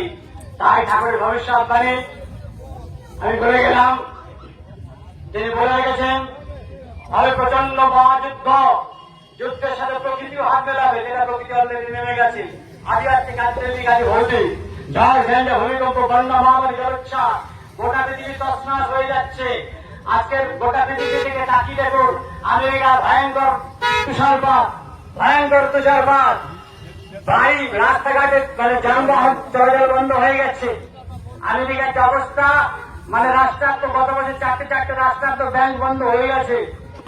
ঠাকুর কি বলেছেন, ওকে আমি আইসা হাতে ভিক্ষা করবো। আইসা মানে নারকেলের মালা, মানে থালাটা কেউ চুকবে না। তাই এবার পাঠিয়ে আসতে চাইছে এখানে। তাই হবে প্রচন্ড মারাত্মক যুদ্ধ, শীঘ্রই সে ওলটপালট আসতে চলেছে। বহু দেশ স্বেচ্ছায় ভারতবর্ষের সঙ্গে নিজেকে করবে যুক্ত, হবে ধর্মীয় সংস্কৃতির অবসান। সেই শখটা কি বলে রেখেছেন? সেই শখটা হল, আপনাদের কাছে বলে রাখছি, আপনারা এগুলোকে মানুন বা না মানুন, পরম পিতার কথা। ৮০ করে ৮০ এসেই গেল। আগামী দিনে ব্লুপ্রিন্টটা পরম চৈতন্যের মত প্রকাশ আলোক ঠাকুর বইটা পড়ে দেখবেন। ঠাকুর আগামী দিনের ব্লুপ্রিন্ট দিয়ে রেখেছেন। ৮০ করে ৮০ এসেই গেল। রক্ত হিংসা যেটা শুরু হয়ে গেছে, গৃহযুদ্ধ তারপরে যেটা শুরু হয়ে গেছে, তারপরে আক্রমণ যেটা অলরেডি শুরু হয়ে গেছে। রাশিয়ার কোনো মাথা ব্যথা নেই ইউক্রেনকে আক্রমণ করার, চায়নার কোনো মাথা ব্যথা নেই তাইওয়ানকে আক্রমণ করার। একটাই উদ্দেশ্য, ফাঁদ পাতা হচ্ছে আমেরিকা, তুমি ফাঁদে পা দাও। তুমি তো একটা ভয় পিছিয়ে যাচ্ছ, ফাঁদে পা দাও। শুধু হিন্দু মুসলমান লড়াই বাদিয়ে দিয়ে তোমার মজা লুটছ।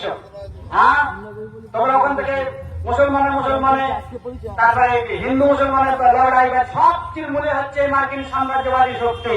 আর আমরা বোকা পাড়ার মতো ভাই ভাইয়ের রক্ত খাচ্ছি, ভাই ভাইকে খুন করছি, সেই খপ্পরে পা দিচ্ছি।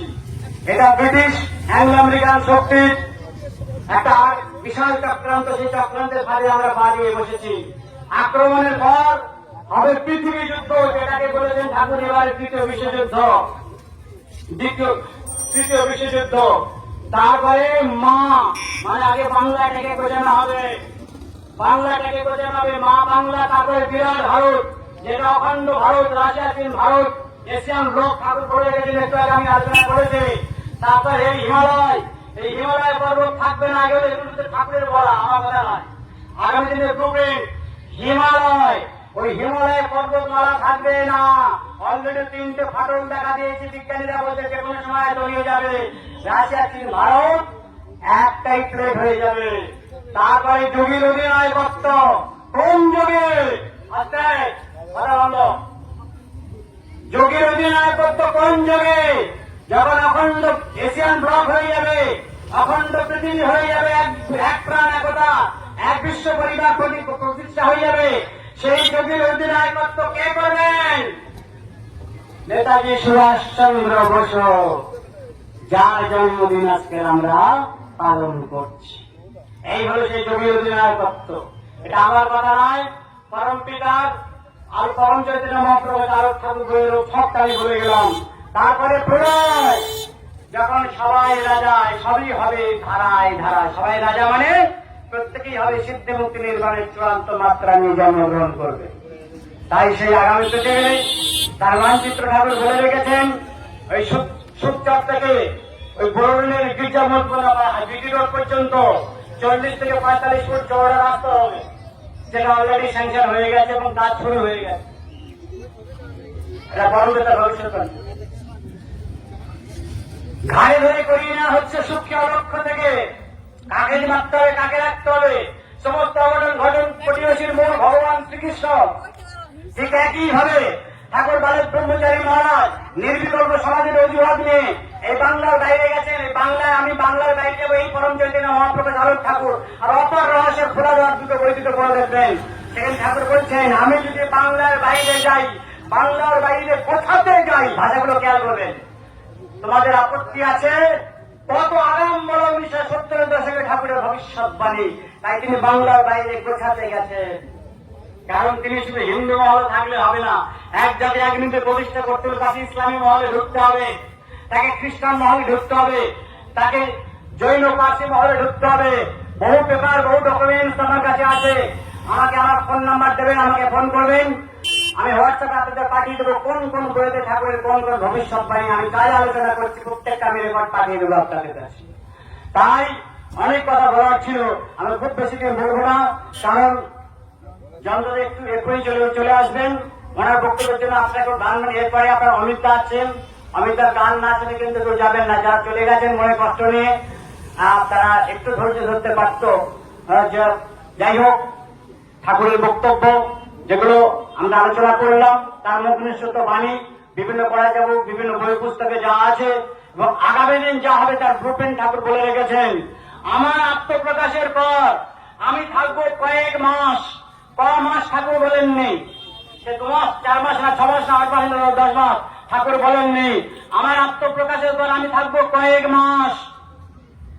আর নেতাজিকে থাকতে হবে কয়েক বছর, ক বছর ঠাকুর বলেননি। এটা ঠাকুরেরই বলো। ওই সুচ্চরের পাশে গঙ্গা, ওই সুচ্চর মজে যাবে। এখন তো মানে ভাটার সময় ফুটবল খেলে ছেলেরা, ওখানে ওই সুচ্চর মজে যাবে। ওখানে বিদেশি ভক্তদের আবাস স্থল হবে। আদি গঙ্গার রূপ পড়বে, তালায় দাঁড়িয়ে টালিগঞ্জ দেখতে পাবে। যেমন বিধান দা পাতাল লেভেল স্যাংশন করেন, ঠাকুরের কাছে গিয়ে বলতেন, গুরু আজকে একটা বিল পাস হয়ে গেল, যে বিল না পাতাল লেভেল স্যাংশন করে হয়ে গেল। ঠাকুর বলছেন, ওরা উড়ালপুল করতে পারলি না, তাহলে সাধারণ মানুষের কামে আসতো। বিধান দা বললেন, সেটা তো সম্ভব না গুরুদেব, তো এটা বিল পাস হয়ে গেছে। ঠাকুর বলছেন, প্রচুর কর, তোর কি কামে লাগবো জানি না, আমার অনেক কামে লাগবো। চমক দিয়েছে, তোমার আমার কি কামে লাগবো না? এত মরা করবে যে কলকাতায় দাও করা লোক খুঁজে পাওয়া যাবে না।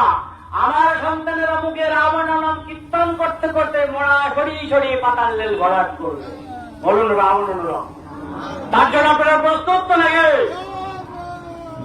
যত কষ্ট হোক, সংসারে যত অভাব অনটন, ঘাত প্রতিঘাত, রোগ শোক, জ্বালা যন্ত্রণা যাই হোক,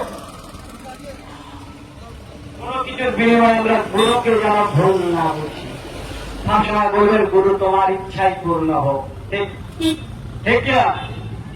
তোমার ইচ্ছাই পূর্ণ হোক।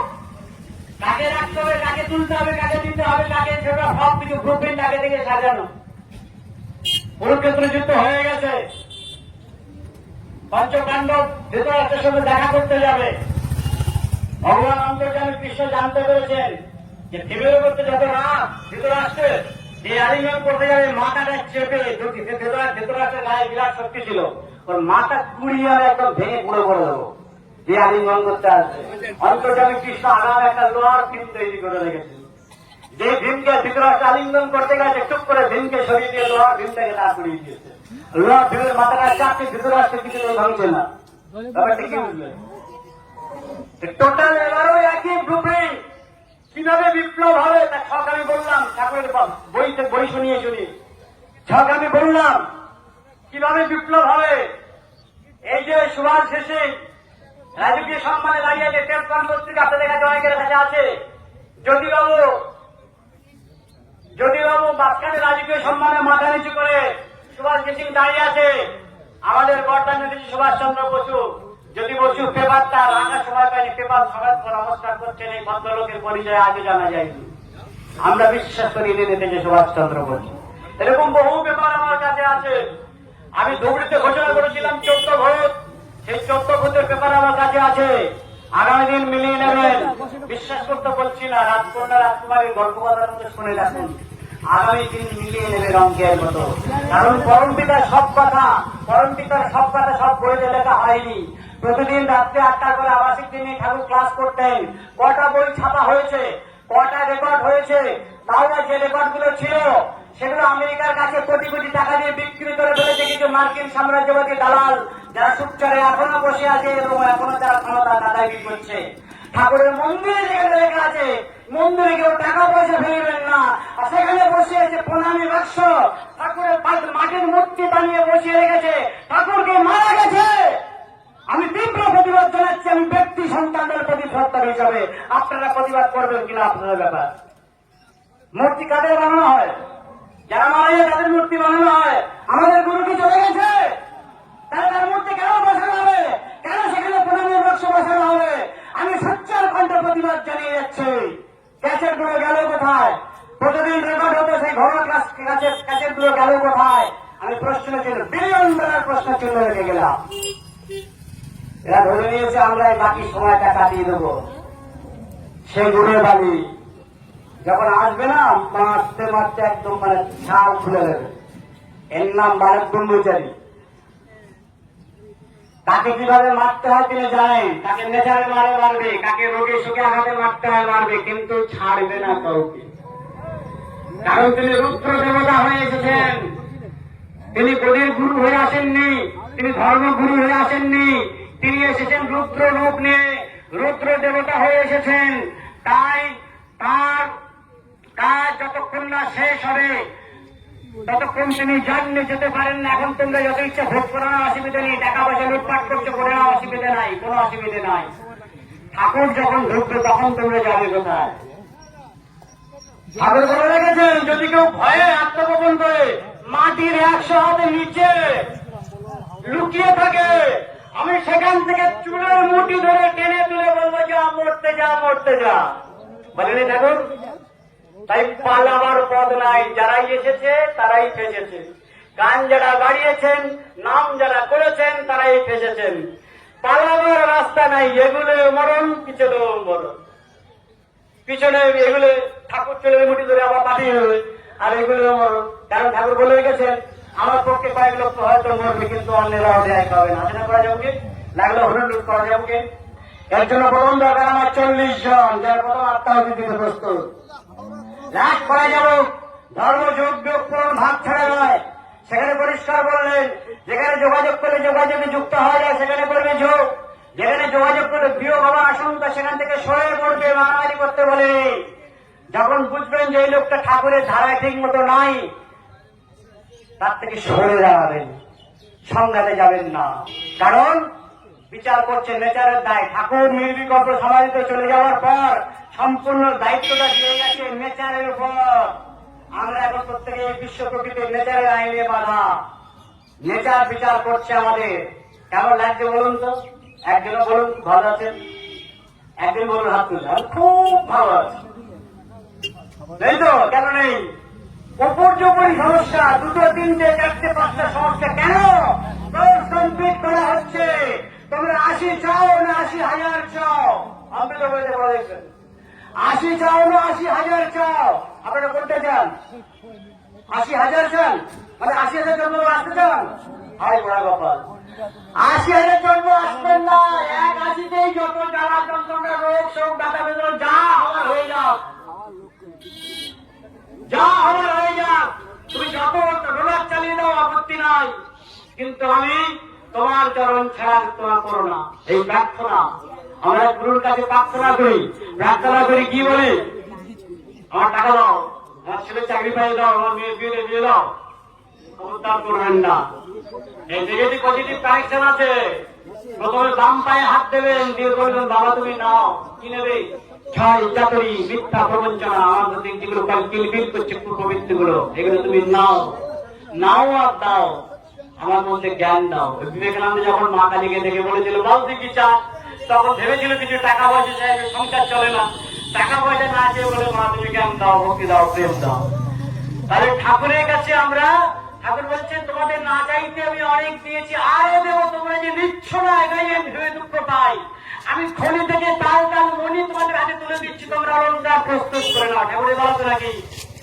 তাই আমরা 81 জীবনে পার হতে চাই, এবং তার জন্য যত মাসুল দিতে হয় তাও আমার ঠাকুর বলছেন অমৃত হয়েছে 12 আনা প্রোটেকশন আমার। আরে ঠাকুর বলছেন এই পৃথিবীতে আমি যতদিন আছি নিজে শান্তিতে থাকবো না, আর কাউকে থাকতে দেব না। কেন? কেন ঠাকুর দেবের যন্ত্রণা কিসে? ঠাকুরের আবার যন্ত্রণা কিসে? কিন্তু বিশ্ব ব্রহ্মাণ্ডের মালিক, তার আবার যন্ত্রণা কিসে? তার যন্ত্রণা যে আপনাদের 12 আনা, প্রত্যেকটা সন্তানের 12 আনা যন্ত্রণা ভাগ তিনি নিজে একা ভোগ করছে। আর যারা না আমাদের ভাগে দিয়েছে তাদেরকে আমরা বাড়াবো, মানুষ আর পারি না বাবা, আর সহ্য করতে পারি না। তাও ঠাকুর বলছেন তাও যদি সহ্য করতে না পারো, একবার যদি বাবা বলে দেখো আমি ওপর থেকে থাকবো, হাত বাড়িয়ে তুলে দেবো, আছে না অমৃত হয়েছে। সুতরাং অঞ্জলি রায়চৌধুরীর জীবন নিয়ে লেখা বইটা পড়ে দেখবেন। এই পৃথিবী যেমন বেদের পৃথিবী হবে, এখানে যেই জন্মকে সিদ্ধি মুক্তি নির্বাণের চূড়ান্ত মাত্রা নিয়ে জন্মগ্রহণ করবে, এতটুকু সিদ্ধি মুক্তি পাওয়ার জন্য হিমালয় মুক্ত, হিমালয়ে জ্ঞানগঞ্জে যেটা ঠাকুরের হেড অফিস, সূর্যের কিন্তু হেড অফিস না, সূর্যের ঠাকুরের হেড অফিস না, এটা ব্রাঞ্চ অফিস। ভাষণমালা করে পড়ে নেবেন। ঠাকুর বলছেন তোমরা আমাকে এখানে ছিল দিলেন চক্রবর্তী রূপে, নাগাল্যান্ডে আমার পরিচয় নাগা চক্রবর্তী। ভাষণমালা বইটা পড়ে দেখবেন। আর ওই তো ফাঁসিঘাটে ধর্ম শোনালাম, চীনা ধর্মগুরু আছে, তারা বারবার বলছে কিছুতেই বোঝাতে পারছে না যে আমাদের ধর্মগুরু। ওরা দেখেছে না মানে ওখানেও আছে পূর্ণিমা শক্তির অধিকারী, গোটা পৃথিবীতে কোথায় কিভাবে কাজ করছে আমরা কিচ্ছুই জানতে পারি না। আমরা তার সন্তান দল কর্মীরা, আমরা আমাদের দায়িত্বটা পালন করে যাবো, হাজার করে যাবো। তাই পরম পিতা যে দায়িত্ব নিয়ে এসেছেন তিনি একেবারে তিনি বলে রেখেছেন যে আমি তোমাদেরকে যেই জায়গায় নিয়ে যেতে চাই, যে পরম স্থানে যেখানে 1000টা সূর্য ওঠে, সেই সহস্রার লোকে তোমাদের নিয়ে যেতে চাই। যেখানে 1000টা সূর্য ওঠে, 104টে চাঁদ ওঠে, যেখানে জন্ম নাই, মৃত্যু নাই, রোগ নাই, শোক নাই, জ্বালা যন্ত্রণা, ব্যথা বেদনা নাই, আমি সেই জায়গায় তোমাদের নিয়ে যেতে চাই। ওখানে যখন আমার সঙ্গে যাবে অনেক বড় বড় হয়ে যাবে। ইংরেজ ভাষণটা করে দেখবেন, 90 সালের ইংরেজ ভাষণ যথান্ত নাই, অনেক বড় বড় হয়ে যাবে, তো সেই জায়গাটা তো ঠিকঠাক করে আসতে হবে, আছে না 90 সালের ইংরেজ ভাষণে? কিছু বলুন, আছে তো? বইপত্র পড়াশোনা হয়তো নাকি? তাহলে ইংরেজ ভাষণ থেকে বলে রেখেছেন যে তোমরা অনেক বড় বড় হয়ে যাবে, সেই জায়গাটা তো ঠিকঠাক করে আসতে হবে। সেখানে যাবেন, ওখানে যখন যাবেন দেখবেন যে তোমরা কৃষ্ণ তৈলঙ্গ স্বামী, বামা খাবার এদের নাম করো না, দেখবে সবাই আপন খেয়ালে সেখানে ঘুরে বেড়াচ্ছে। এই যে আজকে সরস্বতী পুজো, ঠাকুর বলছেন ওখানে গিয়ে দেখবে সেই সহস্রা লোকে মা সরস্বতী আপন সুরে তান তুলে চলেছে। শিব অবশ্য ওখানে থাকেন না, মাঝে মাঝে আসে, আছে না? জীবন নিয়ে লেখা বইটা পড়ে দেখবেন। তাই আমাদের গন্তব্যস্থল এই পৃথিবীতে তুমি কাদের রাখবে, বেদের পৃথিবীতে কাদের রাখবে সেটা তোমার ব্যাপার, সেটা নেতাজি ঠাকুর কৃষ্ণ অর্জুনের দায়িত্ব। আমাদের দায়িত্ব এখান থেকে পার হয়ে সেই সহস্র লোকে যাবো। হ্যাঁ ঠিক কিনা বল, ঠিক কিনা বল? সেই সহস্র লোকে আমরা পৌঁছতে চাই। তার জন্য টিকে থাকতে গেলে গুরুর প্রতি 1 নম্বর দরকার সর্বনা আস্থা, বিশ্বাস। কোনো কিছুর বিনিময়ে যেন গুরুকে ভুল না বুঝি। 2 নম্বর যখন কারেন্সি রিজেক্ট হয়ে যাবে, খাওয়া জুটবে না, তখন কি ঠাকুর বলে যাবেন? মোটর ব্যবস্থা থাকবে না। এই মোটর যে কোনো সময় শুনবেন দাবি তারা পড়ে গেছে সব ব্যাংকে। এখনই ইন্টারনেটে যে সৌর ঝড়টা আসছে, শুধু 10,000 কিলোমিটার গতিবেগে এগিয়ে আসছে, আর 1000 হাইড্রোজেন বোমার সমান। সমস্ত ইন্টারনেট ব্যবস্থা বন্ধ হয়ে যাবে, এই ফোন ফোন সব বন্ধ হয়ে যাবে, সমস্ত কম্পিউটার সমস্ত ইলেকট্রনিক সবকিছু ক্লাস হয়ে যাবে। তখন আমরা হাত করবো না, টাকা তৈরি টাকা আছে ব্যাংকে, এখন থেকে তৈরি হয়ে থাকুন। কিন্তু যে কোনো সময় শুনবেন ব্যাংক লক হয়ে গেছে, টাকা তুলতে পারবেন না, তখন কি খাবেন? জল কমিটেড হয়ে গেছে, সেই দিন আসছে। তাই তার জন্য মানসিক ভাবে তৈরি থাকুন। তা আমার একটাই বক্তব্য, কোন কিছুর বিনিময়ে আমরা যা করবো রামগহরি সময় আমরা থাকছি না, কোন কিছুর বিনিময়ে আমরা ঠাকুরের চরণ ছাড়া হতে চাই না। তাই আমরা চাই মনে প্রাণে, সবাই মিলে বলুন, আমরা চাই মনে প্রাণে সেই বেদের যুগ আবার ফিরে আসুক। বলুন, বেদের যুগ ফিরে আসবে তো? তার জন্য যত দেরি হোক, যত ত্যাগ স্বীকার করতে হয়, তার জন্য আমরা সবাই তৈরি তো।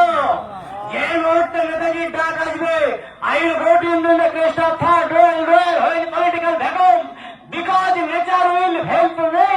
তিনি বলে রেখেছেন তৃতীয় বিশ্বযুদ্ধের চরম মুহূর্তে আমি আমার বিশাল সেনাবাহিনী নিয়ে যখন আত্মপ্রকাশ করব, তখন তোমরা আমার সেনাবাহিনীকে খাদ্য দিয়ে সহযোগিতা করবে। তার জন্য আমরা প্রস্তুত। সুতরাং আগামী দিনে সেই প্রস্তুতি নিয়ে, সেই মন মানসিকতা নিয়ে তৈরি হয়ে থাকুন। সময় আস্থা বিশ্বাস গুরুর প্রতি যেন থাকে। তাই সেই কথা বলে 130তম নেতাজি জন্ম জয়ন্তীতে আমরা নেতাজি সুভাষচন্দ্র বসুর দীর্ঘায়ু কামনা করি। সমস্ত ভাই বোনদের পক্ষ থেকে আমরা যেন প্রার্থনা করি পরম পিতার কাছে যে বাবা তুমি এই যন্ত্রণার কারাগার থেকে রক্ষা করো, আমাদেরকে মুক্ত করো, আমাদেরকে রক্ষা করো, সেই পরম চৈতন্যময় আলোর রাজ্যে আমাদের নিয়ে যাও যত তাড়াতাড়ি পারো। আমরা শুধু একটা যেন কাজ করি, সেটা হচ্ছে প্রার্থনা। এটাকে আরো কামনা করতে যে বাবা আর সহ্য করতে পারছি না, তুমি যত তাড়াতাড়ি পারো তোমার কোর্স তুমি কমপ্লিট করো। এই প্রার্থনা আমাদের করা উচিত হয় না? প্রত্যেকটা ভাই বোন পরম পিতা এটা প্রার্থনা করুন যে বাবা যত তাড়াতাড়ি পারো তোমার বিদেশ সমাজ তুমি প্রতিষ্ঠা করো, আমাদেরকে সেই পরম আলোর রাজ্যে পৌঁছে দাও। এই কথা বলে আমি আমার সংক্ষিপ্ত আলোচনা শেষ করছি। রাম রাম রাম রাম রাম রাম রাম রাম।